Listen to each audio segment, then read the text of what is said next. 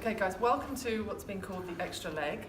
It's because sometimes people call me Allegra legs. Anyway, I'm running through some of our material for the programme later. This is actually the first time I'm going to run through this particular section, which is about the nature of our future trade deals. So you have to forgive me if some of it is a bit of a fluff. I've not seen this before. So we are now looking at what kind of trade deal we'd get in the future. Theresa May just said she wanted us to be creative, didn't she, in her speech on Friday, but she didn't say what.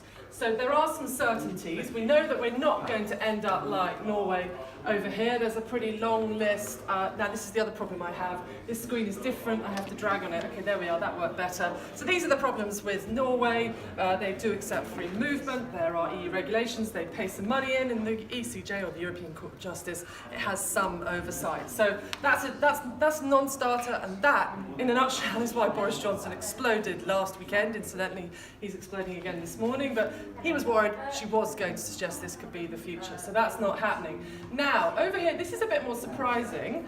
Canada, she was also a little bit sniffy about the Canadian deal, but if you ask me, if we got the Canadian deal, we'd be pretty lucky. The problem with it, well, famously, it took 7 years to negotiate. That is such a long time. And also, we, the UK, have an economy that is 80% services. They do have access to the single market for services in the EU. By the way, that's not actually complete, but never mind.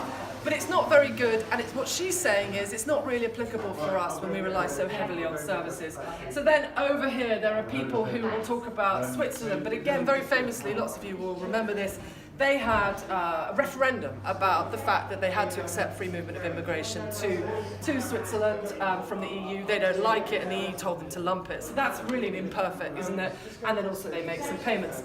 Over here, you will hear, there's nothing to animate on that one, you will hear about Ukraine. The reason Ukraine is mildly interesting is that the deal they have is that they have some restrictions on immigration and they do have some access to the single market, but the difference is that this is a country in the antechamber. They're waiting. I'm just seeing Robert Peston over there talking to himself out on the landing. It always distracts me. They are in the antechamber for the EU, so they are wanting to go in, and of course if you're Jean-Claude Juncker and you've got a country that wants to come in, you will give them a deal that's pretty nice, won't you, because you're hoping they're going to join the club. So that's why it's not particularly relevant. Anyway, so long and short of it is that we have a Prime Minister who is bobbing around, sorry about the noises off, a Prime Minister that is bobbing around in the middle of the Atlantic with a trade deal she doesn't know the nature of. In short, she probably firstly, will not be the person deciding the trade deal. It will be what the EU give us in the end.